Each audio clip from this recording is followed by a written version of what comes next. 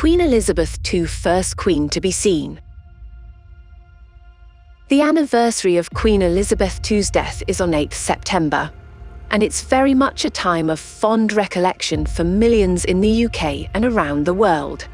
Those who will remember her long reign and graceful presence, her status as a symbol of traditional values and faithful service. In this video, we'll be looking deeper into how her style was fundamental in formulating and cementing that status, projecting very particular ideas about who she was and who the British royal family were. And we'll be looking at what shaped that style, including some things that tend to go unmentioned when it comes to talking about the Queen. Which is a real shame, because while Elizabeth was never a complicated dresser, quite the opposite in fact, there were some complex influences that determined what she wore. And we'll also be looking at something that is never really discussed about Queen Elizabeth's style, something that is arguably the key to understanding why she dressed like she did. But before we get into that, let's start by looking at Britain in the 1950s. Because there can be no doubt that Elizabeth's style was defined by the nation she inherited. By 1953, when she was coronated, the United Kingdom was looking back wistfully to the certainty of the past, the unshakable role of monarchy, empire, the class system, and England's strong industrial backbone. But Great Britain could hardly claim to be great anymore.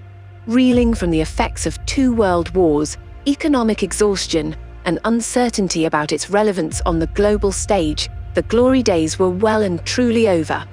From our 21st century vantage point, the 50s are often seen as a kind of no man's land between the traumatic 40s and the hip 60s.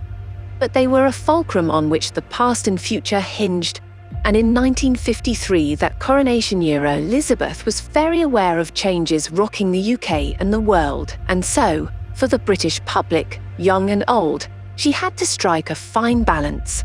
On one hand, to be seen as upholding and mirroring those traditional values. On the other, responding to the needs of a generation looking forward to better times. So, Elizabeth's 50s fashion sense conveys what would become her default look, mediator between 2 worlds, the stable past and the colourful future. Just how well she managed to balance the regal and stately with a definite lack of ostentation or haughtiness. Okay, it may have been in her nature to play it safe, but it's a look that works so well precisely because it speaks to both generations with authority and humility. And this brings us to the second factor that really shaped the Queen's style, making her such a great navigator of the changing world landscape. Her own personal circumstances. The death of Elizabeth's father, King George VI, was a tragedy that brought into relief the values he had embodied. At the other extreme was her uncle, the fashion-forward but reluctant royal, Edward VIII. Now, whatever you say about Edward, the way he dressed, with flair and daring, proved highly influential to the development of fashion in the 60s and 70s, an era in which personal choice came to the fore. Elizabeth had to decide what kind of image she would cultivate, the older look of her father and the Queen Mother, or a more fashion-conscious one. The Queen's Norman Hartnell dresses certainly seemed to strike a conservative balance. But we should give kudos to the Queen for taking something from Edward's playbook, his clever use of colour. Up until the 50s, colour wasn't really something most people thought about. Through the early decades of the 20th century, door workmen's overalls and conservative white collar garb dominated, with little need for exuberant women's wear when females were often confined to home life. The Queen was all about colour, not to draw unwanted attention to herself, but as a statement of positivity, strength, and choice. In this she was a great role model, and by preempting the explosion of colour that saturated cinema and TV in the following decades, she seamlessly integrated herself into the modern era. 3. Which brings us nicely to the third factor, which really influenced Queen Elizabeth's style. One that is largely ignored by style watchers and royal followers today, mostly because we take it for granted. And that is the importance of television in shaping how Elizabeth dressed.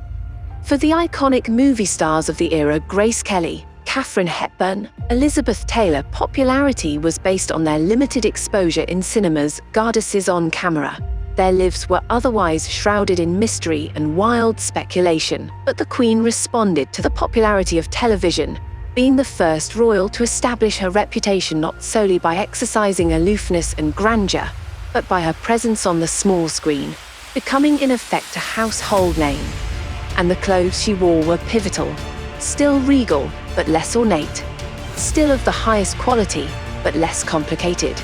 The kind of clothes that work well on low-quality television sets, standing out for their impeccable fit and simple style.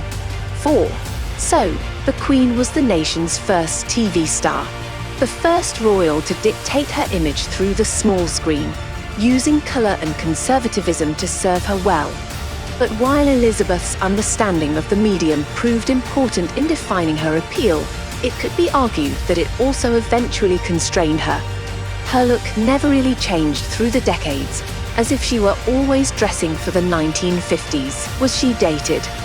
Well, perhaps if we take a note from later royal history, from Diana's triumphant reign as 80s style icon and her eventual troublesome liaison with television, or Meghan and Harry's own media-related issues in the age of constant exposure, then playing it safe may be the smartest move Queen Elizabeth ever made.